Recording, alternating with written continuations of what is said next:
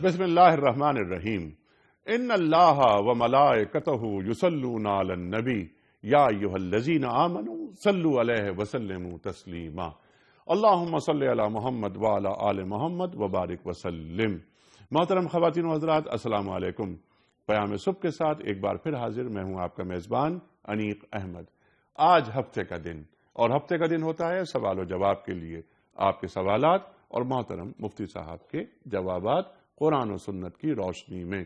خواتین و حضرات، آج آپ کی ملاقات بھی ہم کرواتے ہیں ایک نعت خواں سے، ثنا خوان رسول کریم صلی اللہ علیہ وآلہ وسلم سے حمد ہوتی ہے، نعت ہوتی ہے، اور پروگرام کا اختتام ہوتا ہے کلام اقبال پر۔ آج کا دن ہم کیوں رکھتے ہیں خواتین و حضرات؟ اس کی وجہ یہ کہ پورے ہفتے تو ہم بات کرتے ہیں کسی نہ کسی آیت پر، اور اس آیت کو لے کر چلتے ہیں اور قرآن کریم کی تفسیر جاننے کی کوشش کرتے ہیں، اور قرآن کریم کی ان آیات کو عہد سے جوڑنے کی ایک کوشش ہے۔ آج ہم لیتے ہیں آپ کے سوالات، خاص طور پر یوتھ سے، اور ہم چاہتے ہیں کہ ہماری یوتھ کے ذہنوں میں کوئی ابہام باقی نہ رہے۔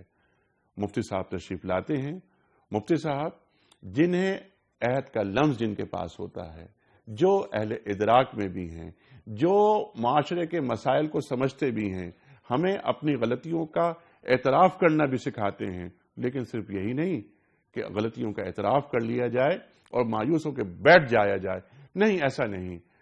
اصلاح کی کوشش کیسے ہوگی، حکمت عملی کیسے بنائی جائے گی، اور حکمت عملی کے ساتھ ساتھ عملی حکمت وہ کیسے ہوگی۔ خواتین و حضرات، دین ہمارا مکمل دین ہے۔ انفس و آفاق کا کوئی مسئلہ ایسا نہیں جس کا حل ہمارا دین پیش نہ کرتا ہو۔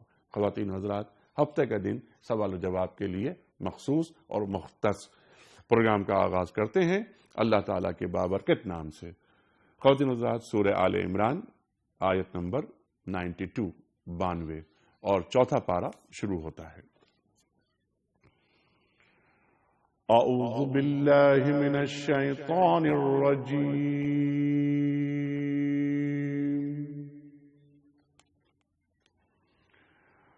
بسم اللہ الرحمن الرحیم،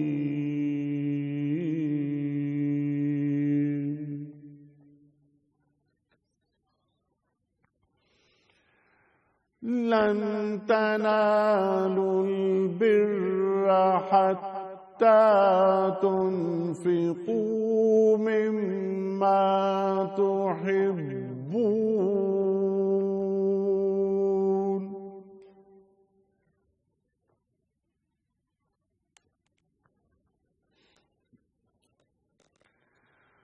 لن تنالوا البر حتى تنفقوا مما تحبون،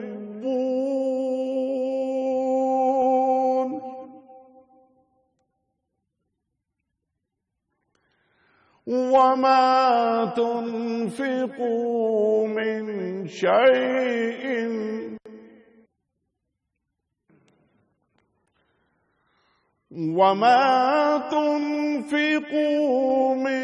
شيء فإن الله به عليم۔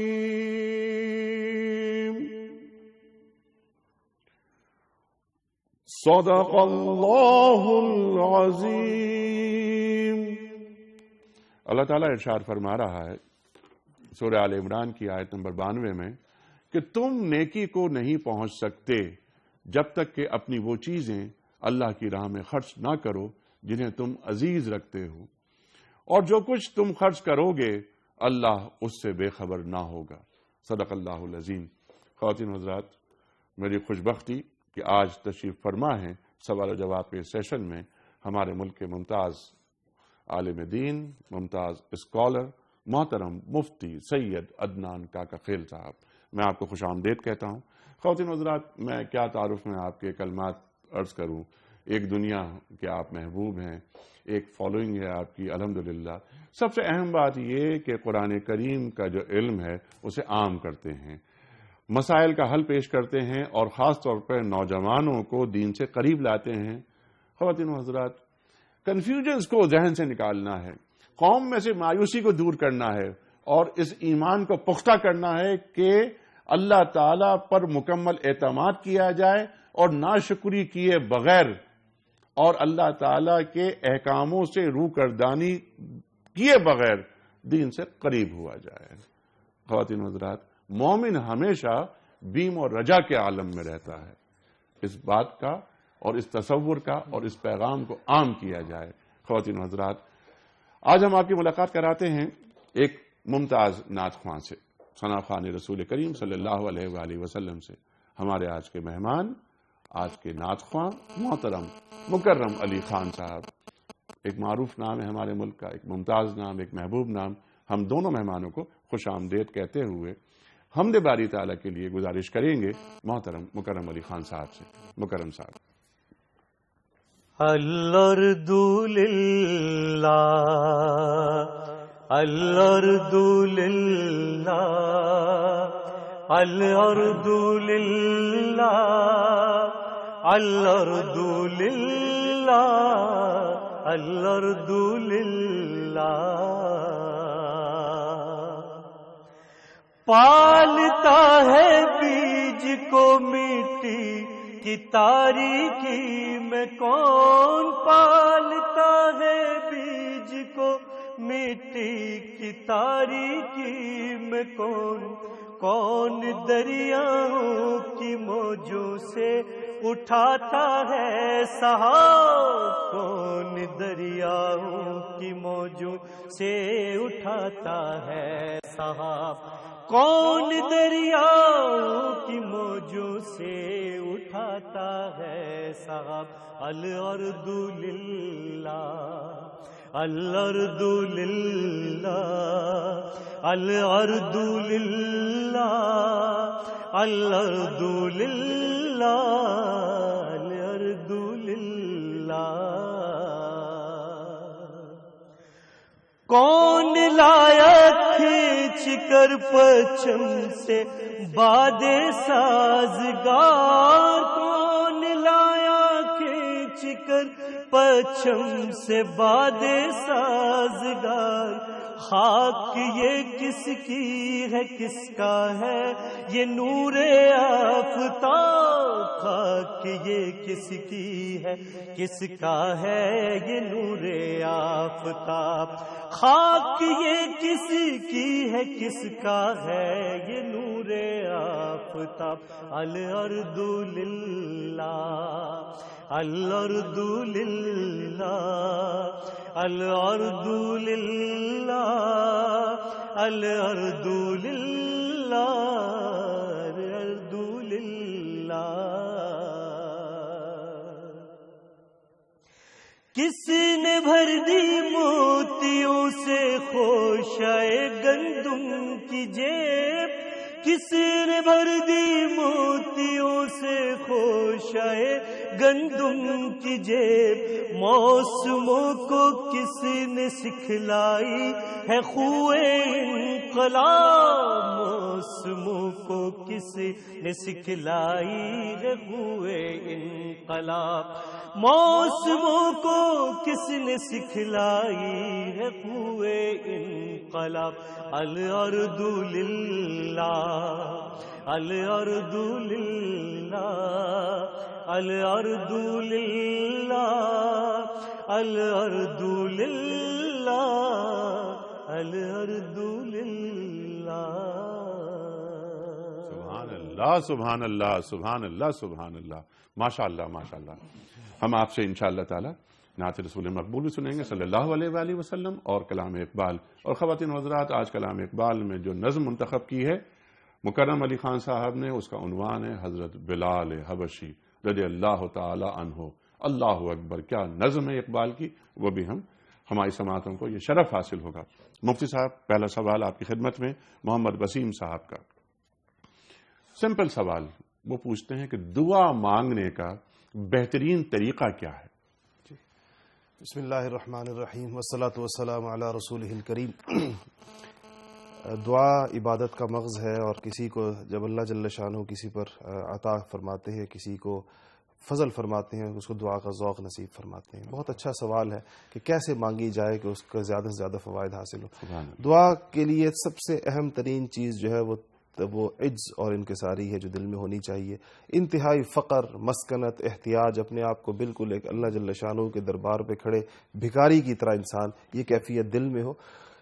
اور دوسری کیفیت دعا کی قبولیت کا یقین بھی ہو۔ اللہ جیسا انسان گمان کرتا ہے اللہ تعالیٰ ویسے معاملہ فرماتے ہیں۔ انا عند ظن عبدی بھی، اللہ تعالیٰ فرماتے ہیں جیسا گمان کرو گے ویسا کروں گا تمہارا۔ تو دعا کرتے ہوئے بہت پختہ یقین ہو کہ جو میری حکمت، میری مصلحت، میری بہتری ہوگی اللہ جل شانہ ویسا معاملہ فرمائیں گے۔ جس وقت یہ چیز میرے لیے مفید ہوگی اسی وقت مجھے عطا ہوگی، ابھی ہوگی تو ابھی عطا ہوگی، بعد میں ہوگی تو بعد میں عطا ہوگی، اور خدا نخواستہ میرے لیے مضر ہے تو نہیں عطا ہوگی۔ یہ یقین ہونا چاہیے دعا مانگتے ہوئے۔ ہاتھ اٹھانا دعا کے لیے مسنون ہے۔ رسول اللہ صلی اللہ علیہ وسلم ہاتھ اٹھایا کرتے تھے۔ صحابہ فرماتے ہیں بسا اوقات وہ ہاتھ اتنے اونچے ہو جاتے تھے کہ ہمیں آپ کی بغلوں کی سفیدی پیچھے سے نظر آیا کرتی تھی جو پیچھے بیٹھے ہوئے لوگ تھے۔ تو دعا کے لیے ہاتھ اٹھانا چاہیے۔ دعا سے پہلے شروع کرتے ہوئے اللہ جل شانہ کی بڑائی بیان کرنی چاہیے، اللہ کی کبریائی بیان کرنی چاہیے، اس کی عظمت اور اس کی تقدیس کے بول ہونے چاہیے، اور رسول اللہ صلی اللہ علیہ وسلم پر صلاۃ والسلام اور درود ہونا چاہیے۔ آپ پر درود پڑھا جائے دعا میں، اور یہ ایسی دعا کو کہا گیا کہ اسرع الاجابہ ہے، اور وہ دعا دم کٹی ہے، ابتر ہے، یعنی دم کٹی دعا ہے جس میں رسول اللہ صلی اللہ علیہ وسلم پہ درود نہ ہو، سلام نہ ہو آپ پر۔ یہ چیزیں، یہ دعا کا لازمی ایک جز ہے۔ اول آخر درود شریف، آگے دعا کا اختتام بھی درود شریف پر ہو، دعا کہ اللہ کی بڑائی کے بعد اس میں درود شریف ہو، ہاتھ اٹھائے جائیں، اور وہ چیزیں مانگی جائیں اللہ جل شانہ سے جس میں انسان کی بہتری ہو، اس کی خیر ہو، اور نیکی کے اور بھلائی کی چیزیں ہوں۔ گناہ کی چیزیں اس میں نہ مانگی جائیں، بری چیزیں نہ مانگی جائیں۔ اور پھر دعا کی قبولیت میں جلد بازی نہ کی جائے، فوراً یہ نہ کہے کہ آج میں نے دعا کی ہے 1 گھنٹے کے بعد اس کے اثرات نکل آئیں۔ اس کو چھوڑ دیا جائے قدرت کی تدبیر پر۔ قدرت اس کے لیے جس طرح مناسب سمجھتی ہے۔ دعا کے بارے میں 3 چیزیں عرض کروں کہ یا تو انسان کو وہ چیز مل جاتی ہے۔ دعا کا 3 صورتیں ضرور ہوتی ہیں لازمی، جو دعا آپ مانگیں گے 3 میں سے کوئی ایک کام ہوگا، یا تو وہی چیز ملے گی جو آپ نے مانگی، یا اس سے بہتر چیز ملے گی، آپ نے جو مانگا اس سے کہیں بہتر ملے گی، اور یا اگر وہ چیز یا اس سے بہتر چیز میں آپ کی مصلحت نہیں ہے، آپ کا فائدہ نہیں ہے، تو آخرت میں اس کے اوپر بہترین ثواب ملے گا۔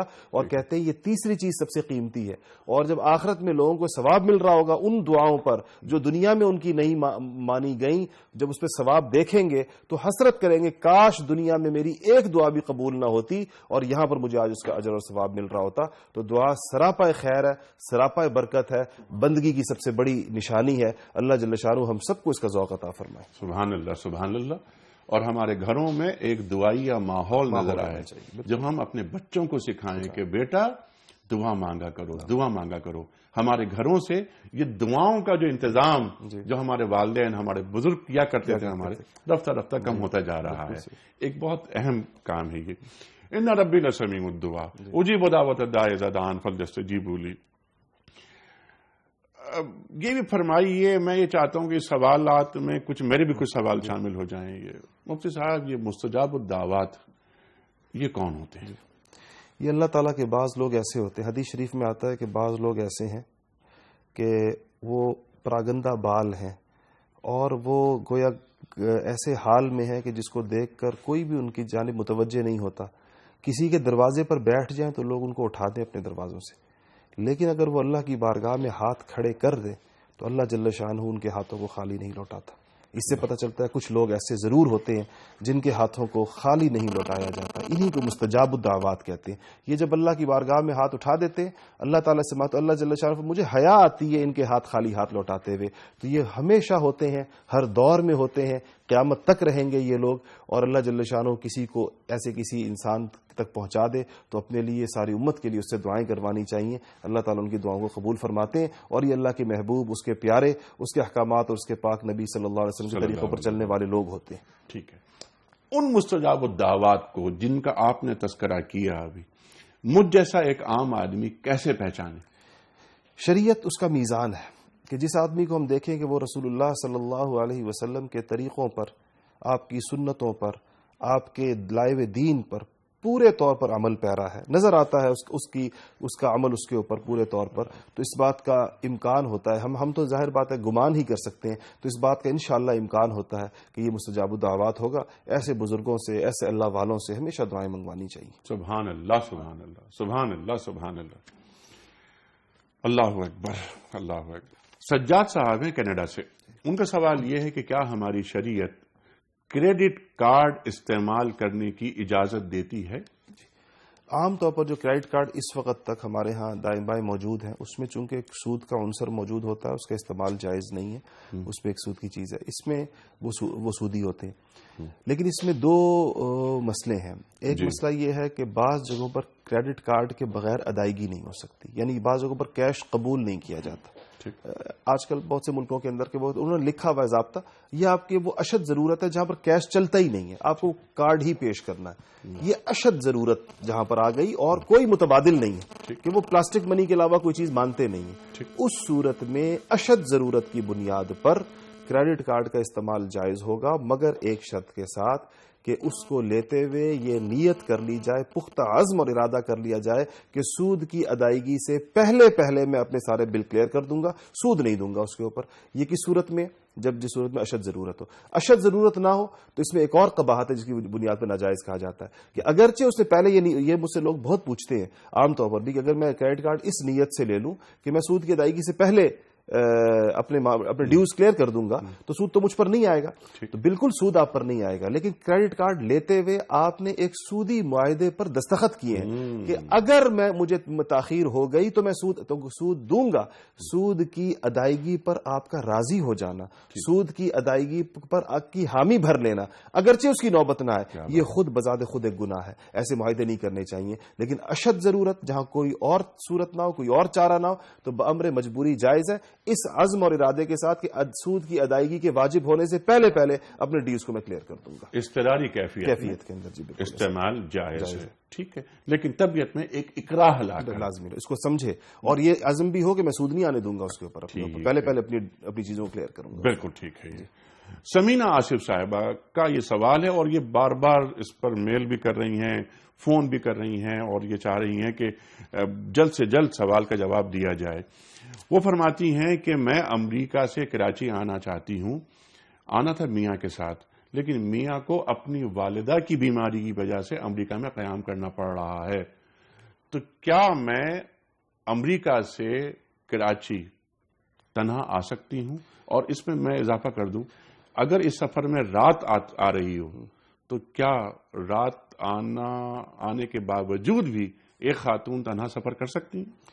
محرم کے بغیر خواتین کو سفر کی اجازت نہیں ہے، تو خواتین کے ساتھ محرم ہونا چاہیے، اور یہ مسئلہ تو یہی ہے۔ اب پھر وہاں پر اشد ضرورت اور مجبوری کے احکامات تھوڑے سے مختلف ہوتے ہیں، اس کو عام قاعدہ نہیں بنانا چاہیے۔ ہمیں یہ بعض اوقات مجبوری کے احکامات بتاتے ہوئے ڈر بھی لگتا ہے کہ لوگ اس کو عام ضابطہ بنا لیتے ہیں، اور اس کے بعد پتہ چلے کہ جی وہ شاپنگ کے لیے بھی تنہا جا رہے ہیں، فلانی جگہ فیسٹیول میں شرکت کے لیے تنہا۔ جس طرح انہوں نے صورت بیان کی کہ ان کا پاکستان آنا کسی وجہ سے بہت ضروری ہو جائے، کسی بھی وجہ سے، محرم جو ان کے ساتھ وہاں پر ہے کسی وجہ سے وہ جگہ نہیں چھوڑ سکتا، بہت ایک ایسی سچویشن آ گئی ہے جس میں ان خاتون کے لیے کوئی رستہ اور نظر نہیں آ رہا، ان کا پاکستان پہنچنا ضروری ہے اور محرم کے لیے ساتھ آنا ممکن نہیں ہے کسی بوجہ کسی وجہ سے۔ ان حالات میں فقہا نے اس کی اجازت دی ہے کہ خاتون اگر مامون سفر ہو، مامون کا مطلب امن والا سفر ہو، اس کی عزت محفوظ ہو اور اس کی آبرو محفوظ ہو، اس کو کوئی خطرہ نہ ہو، ایک ایسی جماعت کے ساتھ وہ سفر کر رہی ہے، ایسے افراد کے ساتھ سفر کر رہی ہے جہاں پر وہ مامون اور محفوظ ہے، تو بحالت اشد مجبوری اور انتہائی جس میں کوئی اور رستہ اس کے پاس نہ ہو تو یہ سفر جائز ہے، لیکن اس کو عام حالات میں اس کو معمول نہیں بنا۔ خواتین کے لیے واضح احکام ہے کہ ان کے ساتھ جو ہے وہ محرم ہونا چاہیے جب وہ سفر کرے، بغیر محرم کی خاتون کو سفر کی اجازت نہیں ہے۔ ٹھیک، کلیئر بات ہو گئی، بالکل۔ اچھا، یہ کچھ بہت ہی سوالات ہیں ایسے کہ جو روز مرہ کے سوالات ہیں جو ہم دیکھتے ہیں۔ یہ سوال بھجوایا احمد صاحب نے۔ احمد صاحب کا سوال یہ ہے کہ گاڑی کے شیشوں پر اللہ، محمد کلمہ لکھ دیا جاتا ہے، کیا یہ جائز ہے؟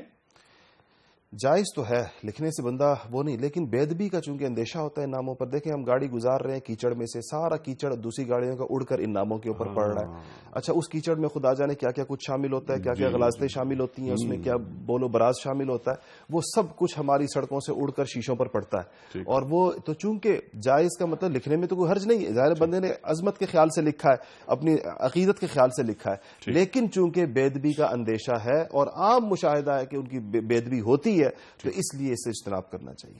بالکل ٹھیک ہے، کلیئر، اجتناب کرنا چاہیے. ٹھیک، اگلا سوال، کیونکہ سوالات بہت سارے ہیں اور میں چاہ رہا ہوں کہ آپ بھی ایک نعمت کے طور پہ ہمیں آج دستیاب ہیں. تو یہ بڑا اچھا سوال ہے اور یہ ایک عام شخص جاننا چاہے گا ضرور. قبرستان جانے کے آداب کیا ہیں، کون سی دعائیں پڑھنی چاہیے اور قبر کے کس جانب کھڑے ہو کر دعا مانگنی چاہیے؟ کیا یہ بھی ضروری ہے کہ قبر کے کسی خاص جانب یا پائنتی پر یا سرانے کہاں کھڑا ہونا ہے؟ دین کیا بتاتا ہے؟ جی، قبرستان جانا چاہیے دو چیزوں کے لیے. ایک تو حدیث شریف میں آتا ہے کہ اس لیے تم قبروں کی زیارت کیا کرو کہ اس سے تمہیں آخرت کی یاد تذکیر ہوتی ہے، آخرت کی یاد آتی ہے، اپنا انجام نظر آتا ہے انسان کو. دو نیتوں سے قبرستان جانا چاہیے. ایک یہ کہ مجھے آخرت کی میری آخرت کا مجھے موقع ملے گا اس کو یاد کرنے کا، تذکیر ہوگی اور مجھے اس سے نصیحت ہوگی. اور دوسرا ایصال ثواب کی نیت سے. ہمارے مرحومین کا ہمارے اوپر حق ہے، ہمارے والدین کا، ہمارے بزرگوں کا، ہمارے مشائخ کا، ہمارے ان اولیاء کرام کا جن کی تعلیمات کے صدقے سے آج ہم مسلمان ہیں، جن کی تعلیمات کے صدقے سے آج ہم کلمہ پڑھتے ہیں، ہمارے اساتذہ کا. ان سب کے ہم پر حقوق ہیں کہ ہم ان کو دنیا سے ان کے چلے جانے کے بعد ان کو بھلا نہ دیں، ان کو فراموش نہ کر دیں. انسان وہ ہے اچھا آدمی جو لوگوں کے احسانات کو یاد رکھے. جو دنیا سے چلا گیا اس کا احسان یاد کرنے کا اور احسان ادا کرنے کا بہترین طریقہ وہ اس کو ایصال ثواب ہے. اس کے لیے اگرچہ ضروری نہیں کہ یہاں بیٹھ کے بھی ایصال ثواب کر سکتے ہیں، کہیں سے بھی پہنچے گا جہاں سے بھی کیا جائے گا، لیکن قبروں پر جا کر ان کے لیے ایصال ثواب کرنا، اس نیت سے جانا ان کا حق سمجھ کر، اور دوسرا تذکیراً للآخرہ، آخرت کا خیال اس کے لیے آنا. جو انہوں نے پوچھا کہ ایک تو یہ ہو گیا جانے کی نیت ہو گئی، جا کر وہاں پر وہ مصنون دعائیں پڑھی جائے جو کتابوں کے اندر آتی ہیں، سلام کیا جائے، سب سے پہلے السلام علیکم یا اہل القبور، ان کو سلام کیا جائے اہل القبور کو. اس کے بعد جو ہے وہ پائنتی کھڑا ہوا جائے. آداب کی کتابوں میں یہ آتا ہے، مطلب یہ کوئی فرض، یہ واجب نہیں ہے. آداب یہ ہیں کہ پائنتی کی طرف بندہ کھڑا ہو اس کی. اور اس کے بعد جو ہے جب دعا کا وقت آئے، یعنی آپ گئے، آپ نے فاتحہ پڑھی، اب آپ اس کے لیے ایصال ثواب یا اس کے لیے دعا کرنا چاہتے ہیں تو اس وقت اپنا رخ قبلے کی طرف کر دینا چاہیے دعا کرتے ہوئے، تاکہ کسی دیکھنے والے کو یہ مغالطہ نہ ہو کہ صاحب قبر سے کچھ مانگا جا رہا ہے. اس کو یہی خیال ہو کہ دعا کی جا رہی ہے اللہ جل شانہ سے، اس کے لیے بھی اپنے لیے بھی. اس لیے آداب میں یہ آتا ہے کہ اس وقت جب دعا کا ہاتھ اٹھائیں تو رخ قبلے کی طرف کر دیں تاکہ پتہ چلے دعا اللہ جل شانہ سے. ورنہ ایک دیکھنے والے کو یہ اندیشہ ہو سکتا ہے، کسی جاہل کو، کسی ان پڑھ کو، کسی غیر مسلم کو، کسی مسلمان کو تو نہیں ہوگا. ہر مسلمان کو پتہ ہے کہ دعا اللہ سے ہی مانگی جاتی ہے، بندوں سے دعائیں کوئی نہیں مانگتا، تو اللہ سے مانگی جاتی ہے. ہاں بندوں کے ذریعے سے بعض توسل کے ذریعے مانگی جاتی ہے، بعض اللہ تعالیٰ کو کسی بندے کا واسطہ دے دینے میں کوئی حرج نہیں کہ اللہ تیرا پیارا ہے، اس کی برکت سے یا اللہ اس کے واسطے سے تو میری یہ دعا قبول فرما رہے. تو وہ دعا بھی در حقیقت ہوتی تو اللہ سے ہی ہے. اللہ کے پیاروں کو درمیان میں ویسے ہی بندہ اپنے اس کے لیے وسیلے کے طور پر توسل کے لیے اس کی اجازت دی ہے فقہا نے اس کی اس پر کہ ہو اللہ سے، اللہ رب العالمین سے. تو دعا کی جائے اور دعا کے وقت رخ قبلے کی طرف کیا جائے. اور قبرستان میں کوئی ایسا کام نہ کیا جائے جس سے قبروں کی بے حرمتی ہوتی ہو اور جس سے قبرستان کے ماحول کا تقدس. بدقسمتی سے آپ نے دیکھا ہوگا ہمارے ہاں ہم نے بہت ساری غیر اخلاقی سرگرمیوں کا مرکز قبرستان کو بنا لیا. ہمارے چرسی بھنگی موالی ان کو بھی قبرستان ہی، یعنی دنیا میں لوگوں کو بھی تنگ کیا، مرنے کے بعد بھی آرام سے نہ چھوڑیں ہم لوگوں کو وہاں پر. تو ہم لوگوں نے قبرستان کو ان جگہوں کی بنا لیا ہے جگہ کہ جہاں تمام غیر اخلاقی کاموں کے لیے اڈے بنائے ہیں. یہ مردوں کی بے حرمتی ہے اور ان کے یہ اس لیے قبرستان کو ایسی جگہ ہونا چاہیے جہاں جا کر آخرت یاد آئے، جہاں جا کر انسان کو اپنا انجام یاد آئے. نہ یہ کہ وہاں پر جو ہم سارے بھنگڑے تماشوں کے لیے ہم قبروں کو منتخب کریں، یہ نہیں کرنا چاہیے. سبحان اللہ، سبحان اللہ. اور موت کو یاد رکھے، حب الدنیا کراہیت الموت. ایک وقت میں ایسا ہو جائے گا، دنیا سے بڑی محبت ہماری پیدا ہوتی جا رہی ہے، جو فرمایا سرکار دو عالم صلی اللہ علیہ وسلم نے وہن کے حوالے سے. اقبال فرماتے ہیں کہ موت کو سمجھا ہے غافل، اختتام زندگی ہے یہ شام زندگی، صبح دوام زندگی.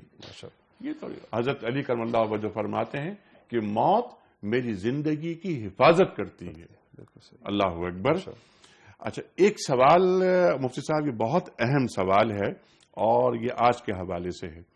اس کا خلاصہ یہ ہے کہ کچھ پارٹنرز تھے، ایک کاروبار وہ کرتے تھے. ہوا یہ کہ ایک پارٹنر کا انتقال ہو گیا. اب باقی پارٹنرز نے ان کے ورثاء کو کوئی رقم، کوئی حصہ نہیں دیا، کوئی شیئر ویئر ان کو نہیں دیا. 12 سال گزر گئے. 12 سال بعد انہیں خیال آیا کہ ہم سے غلطی ہو گئی. وہ جو ہمارا پارٹنر تھا مرحوم، اس کے ورثاء کو اس کا حصہ دینا چاہیے تھا، اب وہ دینا چاہتے ہیں. طریقہ اور کلیہ کیا ہوگا؟ جی، جب کوئی پارٹنرشپ ہوتی ہے وہ کسی بھی پارٹنر کی موت پر منقطع ہو جاتی ہے، ختم ہو جاتی ہے. اس کی وہ جیسی فوت ہوا، کیونکہ اس کے فوت ہوتے ہی اس کے مال پر اس کا قبضہ ختم ہو گیا اور وہ اس کا مال آٹومیٹکلی منتقل ہو گیا اس کے وارثوں کو. اچھا، وارثوں نے اگر تو اس پارٹنرشپ کو کنٹینیو رکھنے کا فیصلہ کیا تب تو وہ کنٹینیو رہتی ہے، ورنہ اصولاً کیا ہو گیا کہ مال ہو گیا وارثوں کا. اب ان کو ہینڈ اوور ہونا چاہیے تھا، کیونکہ کسی بھی پارٹنرشپ کے لیے دونوں پارٹیز کی رضامندی، ان کا میوچل کنسنٹ چاہیے ہوتا ہے. تو وہ ان کو منتقل ہونا چاہیے تھا، ان کو منتقل نہیں ہوا. اس کو ہماری فقہ کی اصطلاح میں کہتے ہیں قضاءً اور دیانتاً، 2 لفظ استعمال ہوتے ہیں. اچھا، تو قضاءً تو ان کا وہی مال ہے جو جس دن پارٹنرشپ ختم ہوئی، جو ان کا حصہ اس وقت بنتا تھا، ہینڈ اوور ہونا چاہیے تھا، نہیں ہوا. اور حصہ تو اس وقت طے تھا جس وقت ان کے مورث کا انتقال ہوا تھا، ٹھیک، جس کے یہ وارث ہیں. ٹھیک. تو اس وقت جو حصہ جس دن اس کے انتقال کے وقت اس کی جو مالیت تھی، جس کا وہ مالک تھا، وہ خود بخود منتقل ہو گیا تھا اس کے وارثوں کو، وہ اسی وقت دیا جانا چاہیے تھا. ٹھیک. تو نہیں دیا. بعد میں بھی قضاءً تو اتنی ہی رقم واجب الادا ہے، لیکن دیانتاً ان کو جتنا اس کے اوپر منافع آیا 12 سالوں میں وہ بھی دینا چاہیے. کیا بات ہے! واہ واہ واہ واہ واہ. قضاءً اور دیانتاً دونوں کا خیال رکھا جائے. بالکل. یہ حلال، تقوی بھی اس میں شامل کر لیا جائے. بہت اچھی بات. سبحان اللہ، سبحان اللہ. خواتین و حضرات، سوالات بہت سارے، کچھ ویڈیو کوسچنز بھی ہیں، وہ رکھیں گے مفتی صاحب کی خدمت میں. لیکن یہ وقت ہے نعت رسول مقبول صلی اللہ علیہ وآلہ وسلم کا. اپنی سماعتوں کو منور کرتے ہیں نعت رسول مقبول صلی اللہ علیہ وآلہ وسلم سے. مکرم صاحب. جی، میں بارگاہ رسالت مآب صلی اللہ علیہ وسلم میں شیخ سعدی علیہ رحمت کی جو ربائی ہے بلغ اللہ بکمالہ، جی، اس کی ایک معرکۃ الارا تزبین کی ہے حضرت شاہ ستار وارسی علیہ رحمت. سبحان اللہ، سبحان. وہ آج میں پیش کرنے کی سعادت حاصل کر رہا ہوں. حضور پاک کا نظرانہ پیش فرما دیجیے. اللہم صلی علی سیدنا مولانا بلغ العلا بکمالہ، بلغ العلا بکمالہ، تو عروج حسن کمال ہے. بلغ العلا بکمالہ،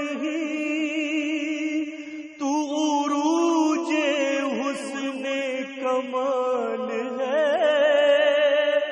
بلغ العلا بکمالہ، تو عروج حسن کمال ہے. تیری رفعتوں کی نہ حد کوئی، تیری رفعتوں کی نہ حد کوئی، نہ بلندیوں کی مثال ہے. تیری رفعتوں کی نہ حد کوئی، نہ بلندیوں کی مثال ہے. کشف الدجا بجمالہ، تو سراپا حسن و جمال ہے. کشف الدجا بجمالہ، تو سراپا حسن و جمال ہے. تیرے سامنے کوئی آ سکے، تیرے سامنے کوئی آ سکے، تیرے سامنے کوئی آ سکے. یہ کہاں کسی کی مجال ہے. حسنت جمیع خصالہ تیری ذات پاک ہے شاہ، حسنت جمیع خصالہ تیری ذات پاک ہے شاہ، جسے آرزوئے عروج ہے، جسے آرزوئے عروج ہے، جسے آرزوئے عروج ہے، نہ کہیں پہ فکر زوال ہے، صلو علیہ وآلہ، تجھے رب نے بھیجا سلام خود، صلو علیہ وآلہ، تجھے رب نے بھیجا سلام خود، کہ اسی سلام کی مستحق، کہ اسی سلام کی مستحق، کہ اسی سلام کی مستحق تیری ذات ہے، تیری آل ہے، کہ اسی سلام کی مستحق تیری ذات ہے، تیری آل ہے، بلغ العلا بکمالہ، تو عروج حسن کمال ہے، تیری رفعتوں کی نہ حد کوئی، نہ بلندیوں کی مثال ہے۔ سبحان اللہ سبحان اللہ۔ حسن یوسف دم عیسیٰ ید بیضا داری، آنچ خوباں ہم دارند تو تنہا داری۔ اللہ اکبر۔ مفتی صاحب کچھ ویڈیو کوسچنز ہم پیش کرتے ہیں آپ کی خدمت میں۔ جناب والا سوال دکھائیے۔ میرا سوال یہ ہے کہ جیسے کہ یہ امت جو ہے وہ آخری امت ہے، ٹھیک ہے جی، تو یہ جو دنیا میں جتنے انسان ہیں جو ہدایت کے بغیر ہیں، ان کو ہدایت کیسے ملے گی؟ کیا اچھا سوال ہے، کیا اچھا سوال ہے۔ بلغ ما انزل الیک من ربک، اس سے جوڑتے ہیں اس بات سے ارشاد۔ بہت اچھی فکر ہے سوال کرنے والے کی، ہر مسلمان کی فکر ہونی چاہیے کہ چونکہ میں آخری امت میں سے ہوں تو اب باقی جو لوگ رہ گئے ہیں جن تک یہ پیغام نہیں پہنچا یا پیغام قبول نہیں کیا، وہ کیسے اس پیغام پر آ جائیں گے۔ تو میرے بھائی، اس کے لیے سب سے پہلی تو چیز ہے کہ جو دعوت ہے، تبلیغ ہے، ان لوگوں تک دین پہنچانا جو اللہ جل شانہ نے آسمانوں سے اتارا ہے رسول اللہ صلی اللہ علیہ وسلم کے قلب اطہر پر، اور اس کو پہنچانے کے دو طریقے ہیں، قولاً اور عملاً۔ قولاً یہ کہ آپ کی زبان پر بول ہوں اللہ کے کلام کے، رسول اللہ صلی اللہ علیہ وسلم کے ارشادات کے، ان کے پیغامات کے، ان کے اسوے کے، یہ زبان سے بھی کہیں، زبان سے بھی ہم اس کا پیغام، اور اس سے زیادہ اونچی لہجہ ہو اور اس سے زیادہ اونچا آہنگ ہو ہمارے اعمال کا، کہ ہمارے عمل ایسا اس سارے قول پر ہو کہ وہ خود ایک پوری دعوت ہو۔ تو مسلمان سراپائے دعوت ہو، اس کے پورے وجود سے دعوت جاتی ہو، اس کے اخلاق سے دعوت جاتی ہو، اس کے کردار سے دعوت جاتی ہو، اس کے اقوال سے، اس کے بول سے بھی دعوت جائے، ہر چیز مسلمان کی، اس کا معاملہ لوگوں کے ساتھ۔ یہ طریقہ، اسی طریقے سے اسلام پہلے بھی پھیلا ہے اور آج تک جتنا پھیلتا چلا آیا ہے۔ اس بر صغیر میں اسلام اسی طرح پھیلا، سچے لوگ دین لے کر آئے تھے یہاں پر، اور اپنے دلوں کے اندر ایسی چنگاریاں لے کر آئے تھے کہ جب وہ آئے پورے ہندوستان کو ایمان کے سے دہکا دیا، گویا کہ ان کی سچائی، ان کے عمل، حضرت خواجہ معین الدین چشتی اجمیری رحمۃ اللہ علیہ اور ان سے پہلے آنے والے مشائخ، ان کے بعد آنے والے حضرات، ان سب لوگوں کے نفس گرم، ان کے اندر جو انگیٹیاں ان کے دلوں کے اندر ایمان کے جو دہک رہی تھی، اس کی برکت سے پورے بتکدہ ہندوستان کو مسلمان کر دیا ایک بڑی تعداد سے۔ یہی طریقہ ہے باقی لوگوں کے بھی اسلام لانے کا، کہ عملاً اور قولاً دعوت دی جائے گی ان کو، عملاً اور قولاً دعوت دی جائے گی۔ سرکار دو عالم صلی اللہ علیہ وآلہ وسلم کی بعثت کے بعد جتنے افراد اس دنیا میں پیدا ہوئے، کیا وہ امت محمدیہ صلی اللہ علیہ وسلم کا حصہ ہیں؟ جی، امت کی دونوں قسمیں ہیں، اور جو ایک مان لینے والی امت اور ایک جو جس نے مانا نہیں، اسلام قبول نہیں کیا، امت آپ کی وہ بھی ہے، امت دعوت اور امت اجابت کہتے ہیں۔ تو جو لوگ مان گئے وہ بھی آپ کی امتی جو نہ وہ بے شک وہ نہ مانے ہیں یہ رسول اللہ صلی اللہ علیہ وسلم کی امت اور آپ ان کے رسول ہیں اور ان کے لیے اسی طرح مبعوث ہیں، پوری کافۃ للناس، پوری انسانیت کے لیے مبعوث ہیں. آپ کے زمانوں کے بعد قیامت تک آنے والا ہر انسان آپ کا امتی ہے، کیونکہ آپ خاتم النبیین ہیں. جی. آپ کی نبوت یونیورسل ہے، عام کرنے کی ضرورت ہے، پیغام پہنچانے کی ضرورت ہے، قول کے ساتھ ساتھ عمل کے ذریعے بھی، اخلاق کے ذریعے بھی. اور ایک بات ہم بار بار عرض کرتے ہیں اپنے اس پروگرام میں کہ خاص طور پہ وہ جو امت اجابت، ہم امت اجابت، وہ امت جو امت دعوت کا ایک فرد ہمارے اخلاق و کردار کو دیکھنے کے بعد یہ سوچے اور یہ کہے کہ ان کا اخلاق، ان کا کردار اتنا بلند ہے تو ان کے رسول کا کردار کتنا بلند ہو، اور ان کے دین کی تعلیمات کیسی ان کے ہوں گی. دین کی تعلیمات کیسی ہیں. سبحان اللہ سبحان اللہ. ایک ویڈیو کوسچن اور لیتے ہیں. جناب والا سوال دکھائیے.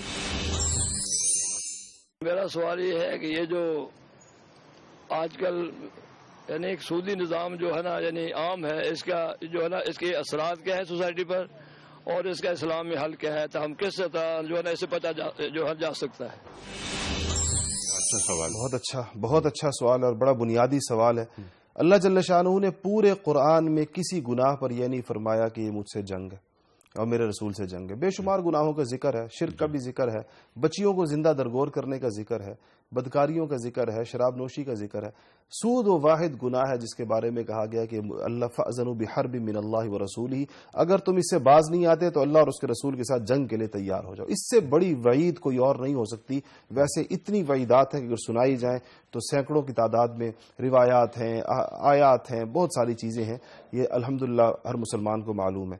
دونوں سطح پر اس سے بچنا چاہیے، انفرادی بھی اور اجتماعی بھی. انفرادی تو یہ کہ انسان ذاتی طور پر کسی سودی عقد میں، کسی سودی اکاؤنٹ میں، کسی سودی معاملے میں، کسی سودی کانٹریکٹ میں، کسی سودی لین دین میں مبتلا نہ ہو.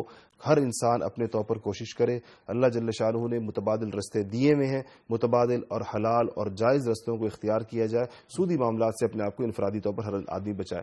دوسرا اجتماعی اور ملکی. ہمارے ملک کا دستور اور ہمارا آئین 1973 کا حکومتوں سے 40 سال سے یہ مطالبہ کر رہا ہے، چیخ چیخ کر ببانگ دہل آئین میں لکھا ہوا ہے کہ ملک کی معیشت کو سود سے پاک کیا جائے گا اور یہاں غیر سودی معیشت جو ہے وہ اس کو رواج دیا جائے گا. یہ نظام کی سطح پر وہ اتنا بڑا سوال ہے جو ہمارے حکمرانوں کی جانب متوجہ ہے کہ یہ اس مملکت خداداد کے 19 کروڑ لوگوں کو سود کی لعنت سے جلد از جلد چھٹکارا دلائیں اور ان کو حلال اور درست اسلامی اصولوں پر استوار معیشت ان کو دیں. یہ حکومتوں کی جانب ایک سوال ہے جو ہر دور میں متوجہ ہے اور بدقسمتی سے قرآن کی اس پکار پر اور رسول اللہ کی اس پکار پر اور پھر ہمارے آئین کی اس پکار پر، دستور کی اس پکار پر آج تک کسی حکمران کو سر دھننے کی اور اس کے اوپر اس کی جانب اپنی توجہ مبذول کرنے کی توفیق نصیب نہیں ہوئی. تو کیا کیا جائے اس کے لیے؟ ایک حکمت عملی مرتب کرنی ہے. اس میں علماء کا ایک بہت اہم کردار ہو سکتا ہے، بالکل، اور ہمیشہ کردار اہم رہا ہے.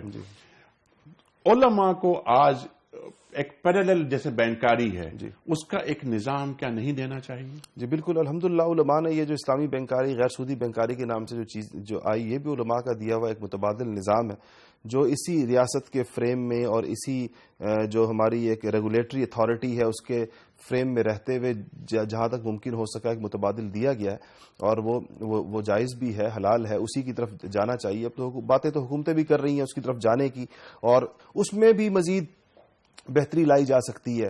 اور جو نظام اگر اس کے ساتھ تعاون پورے طور پر کرے، حکومتیں تعاون کریں پورے طور پر، تو اس کو بہت اور بہترین بنایا جا سکتا ہے. لیکن جس طرح میں نے عرض کیا کہ اس کے لیے نظام کا اور حکومت کا تعاون درکار ہوگا. نظام کا، حکومت کا تعاون لازمی ہے کہ وہ درکار ہوگا. قوت نافذہ علماء کے پاس نہیں ہے. قوت نافذہ جس دن علماء کے پاس ہو اس دن شکایت کی جا سکتی ہے کہ نافذ کیوں نہیں ہو رہا. ٹھیک ہے مفتی صاحب، یہ سوال رکھتے ہیں کہ ایک بڑا اہم سوال ہے جو نظام چل رہا ہے. جیسے آپ نے نظام کی بات کی، ہمارے پاس یعنی بدنصیبی ہے ہماری کہ ہمیں آئی ڈی کارڈ بنوانا ہو، ہمیں کوئی بھی کام کرنا ہو، پاسپورٹ بنوانا ہو. ایک یہ عجیب مصیبت ہوتی ہے کہ ہم جا کے اپنے حق کے لیے، حلال کاموں کے لیے بھی دینے پڑتے ہیں پیسے عامت الناس کو. ہم تو خیر وہ نہیں لیتے، ہمارا کام ویسے ہی کر دیتے ہیں. تو یہ وہ حق ہے اس کا، تو کیا رشوت دی جا سکتی ہے؟ رشوت کے بارے میں بڑی سخت وعید آئی ہے. الراشی والمرتشی کلاہما فی النار. اور رشوت لینے والا اور دینے والا دونوں کو کے بارے میں وعید ہے کہ دونوں کو جہنم کی وعید سنائی گئی ہے کہ جہنم میں، کیونکہ دینے والا تو دوسرے کا حق مار رہا ہے، لینے والا اور دینے والا ماحول بنا رہا ہے، اس کی حوصلہ افزائی کر رہا ہے اس کو دے کر. لیکن ہم اس جگہ سوال ہمارا وہ نہیں ہے جہاں پر بڑی خوشی سے رضا و رغبت سے اپنے ناجائز کام کرانے کے لیے، اپنی فائلوں کو آگے بڑھانے کے لیے، دوسروں کے حق پر ڈاکہ ڈالنے کے لیے رشوتیں دینے والا سوال تو نہیں ہے. تو ہر ایک کو معلوم ہے کہ بالکل ناجائز، حرام اور فی النار کی وعید ہے اس کے لیے. سوال یہ کہ ایک آدمی کا جائز حق ہے ٹھیک، اور اس کی وصولی کی کوئی اور صورت نہیں ہے. جتنے جائز رستے اس کی وصولی کے ہیں، مثلا ایک ٹھیکیدار ہے، اس کے بل پھنسے ہوئے اور وہ وہاں سے پیسے وصول کرے گا تو اپنے مزدوروں کو پیسے دے گا، اپنے مستریوں کو پیسے دے گا. وہاں بیٹھا بابو کہتا ہے کہ میری جیب گرم کرو گے تو تمہارا بل پاس ہوگا، میری جیب نہیں گرم کرو گے تو جائز بل ہے، بالکل اس نے کام کیا ہوا ہے، ایمانداری سے کام کیا ہوا ہے، اس کی وہ فائل دبا کر بیٹھے ہوئے اور کسی صورت کوئی چیز نہیں مان رہے جس کے ذریعے سے اس کا کام ہو جائے. اس سے کام ٹھپ، صرف اس کا ٹھپ نہیں، پیچھے سے مزدوروں اور مستریوں کے گھروں کے چولہے بجھ رہے ہیں کیونکہ ان کے پاس پیسے نہیں آ رہے. اس صورت میں یہ بیچارہ کیا کرے؟ اس کے لیے پھر وہی میں مجبوری اور اضطرار کا لفظ استعمال کروں گا کہ انتہائی مجبوری ہے اور اضطرار کا عالم ہے، کوئی رستہ اس کے پاس اور نہیں چھوڑا گیا جائز. اس کو یہ اگر اپنی رشوت کے دیتا ہے اور اپنا حلال حق جائز کام جس کا کوئی اور رستہ نہیں ہے اس کو کرتا ہے، اس کو اجازت ہے اس بات کی، یعنی اس کو اس کے اوپر گناہ نہیں ہوگا، لینے والے کو بڑا شدید گناہ ہوگا. اس کے لیے دو شرائط ہوگی. پہلی شرط یہ کہ کوئی جائز رستہ، تین شرائط ہوگی. پہلی کہ جو کام ہے وہ خالصتاً اس کا حق ہے، یہ نہیں کہ کسی اور کے لیے حق نہیں ہے اور یہ کوشش کر رہا ہے، حق ہے اس کا، اسی کی اس کا مال ہے، اس کی چیز ہے، اس کی وہ ملکیت ہے. دوسرا شرط یہ ہے کہ مجبوری کا عالم میں کوئی جائز رستہ نہیں ہے اس کے لیے. اور تو دو یہ شرط. تیسرا یہ ہے کہ وہاں پر بھی بقدر ضرورت، جس سے کہا یہ نہیں کہ اس کی حوصلہ افزائی کے طور پر اور اس کی ضرورت سے زیادہ اس کو دے کر مزید نواز کر خوش کرنے کی کوششیں، اس طریقوں سے یہ نہیں. جتنے سے اس کا کام نکلتا ہے جائز حق کام، اتنے کی اس کو اجازت ہوگی. ٹھیک ہے.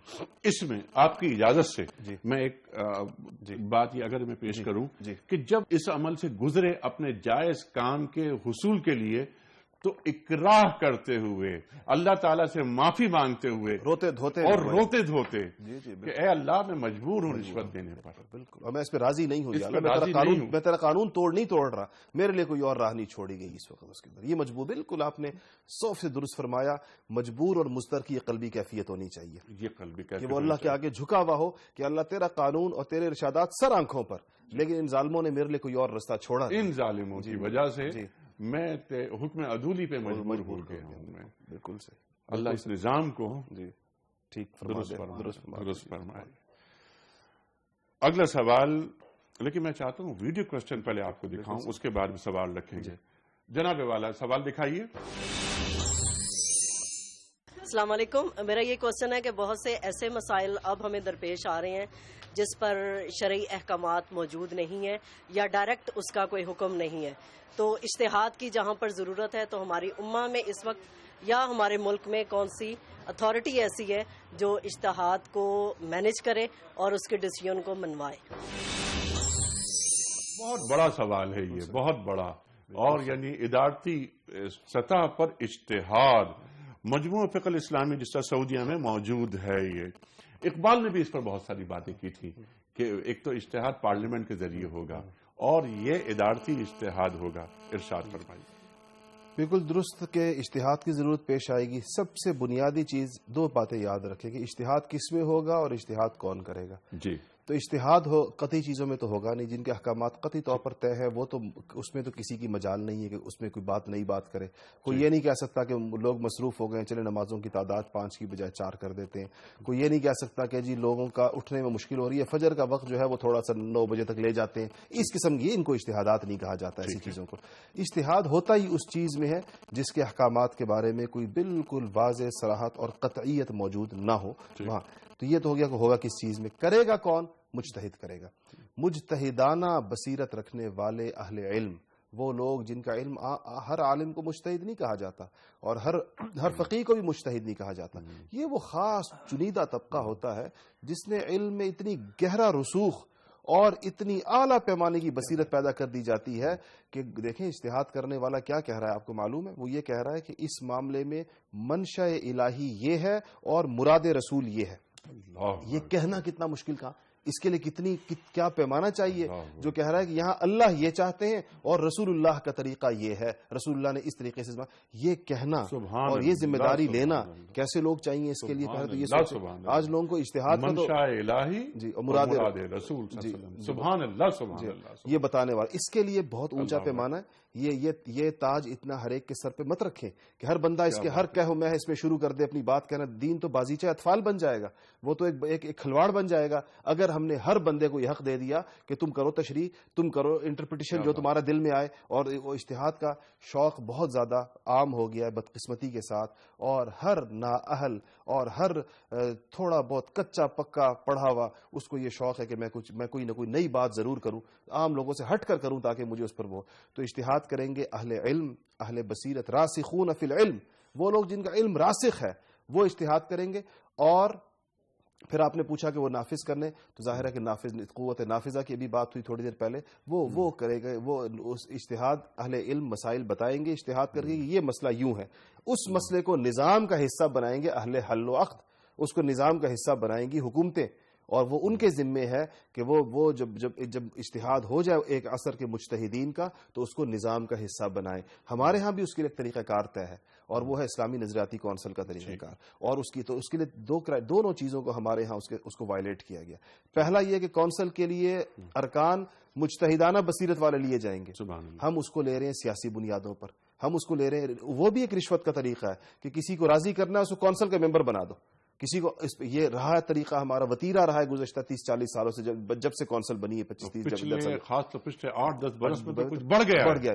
اور ان لوگوں کو جو امت کا شیرازہ بکھیرنے میں کمال رکھتے ہیں، متجددین جو نئی باتیں کرنے کے بعد لوگوں کو ذہنی ان کو ضرور اس میں نمائندگی بڑی مقدار میں دی جائے، کوشش کی جائے۔ یہ ماضی میں بھی رہا ہمارے سامنے، حالانکہ وہ جگہ تھی کہ وہاں پر مجتہدانہ بصیرت کے لوگ جمع ہوں گے، اور وہ جو کچھ طے کر لیں گے وہ آپس میں باہم گفتگو کے ذریعے ایک اجتماعی اجتہاد ہوگا، اور وہ پارلیمنٹ میں پیش ہوگا۔ پارلیمنٹ اس کو چونکہ قرآن و سنت کے مطابق قانون سازی کی پابند ہے، وہ اس کے اوپر جو ہے وہ اس کو قراردادیں پاس کرے گی اور وہ نظام کا حصہ بنے گا۔ یہ ہمارے ہاں اسلامائزیشن کا آئینی اور دستوری طریقہ تھا جس کو ہم 40 سال سے پامال کر رہے ہیں۔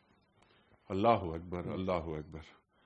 اللہ تعالیٰ سے دعا ہے کہ وہ ہمیں توفیق دے، ہماری مدد فرمائے، ہم صحیح خطوط پر اپنے اس سفر کو آگے لے کے جائیں۔ 40 برس ہو گئے، کتنا 40 ہم کہتے ہیں 73 کے دستور، ورنہ ملک بنے میں تو 68 سال ہو گئے، ورنہ 40 سال تو دستور کو ہو گئے۔ یہ تو آئینی ذمہ داری بھی ہے ہماری، لیکن ہم نہیں کر پاتے۔ مفتی صاحب میں بڑا ممنون، بڑا شکر گزار۔ ابھی ہمیں کلام اقبال بھی سننا ہے۔ خواتین و حضرات، پروگرام کا وقت یہاں ختم ہوتا ہے، لیکن پروگرام جس بات پہ ختم ہوتا ہے وہ قول ہوتا ہے صاحب نہج البلاغہ حضرت علی مرتضیٰ کرم اللہ وجہہ۔ آپ فرما رہے ہیں کہ میں اس شخص پر حیران ہوتا ہوں کہ جس کے والدین زندہ ہیں اور وہ دوسروں سے دعا کی درخواست کر رہا ہے۔ میں اس شخص پر حیران ہوتا ہوں کہ جس کے والدین زندہ ہیں اور وہ دوسروں سے دعا کی درخواست کر رہا ہے۔ اللہ اکبر، انشکر لی ولوالدیک، قرآن کریم ارشاد فرماتا ہے، والدین کے مقام کو کتنا بلند کرتا ہے۔ انیق احمد کو اجازت دیجیے اور کلام اقبال پر پروگرام ختم ہوتا ہے۔ مکرم بھائی۔ چمک اٹھا جو ستارہ تیرے مقدر کا، چمک اٹھا جو ستارہ تیرے مقدر کا، حبش سے تجھ کو اٹھا کر حجاز میں لایا، ہوئی اسی سے تیرے غم کدے کی آبادی، تیری غلام صدقے ہزار آزادی وہ آستان چھٹا تجھ سے ایک دم کے لیے کسی کے شوق میں تو نے مزے ستم کے لیے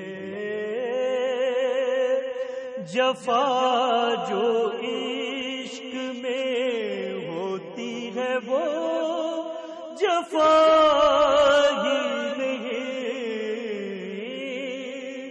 ستم نہ ہو تو محبت میں کچھ مزہ ہی نہیں، ادائے دید سراپا نیاز تھی تیری، کسی کو دیکھتے رہنا نماز تھی تیری، ازل سے تیرے عشق کا ترانہ بنی، نماز اس کے نظارے کا ایک بہانہ بنی، خوشا وہ وقت کے یثرب مقام تھا اس کا،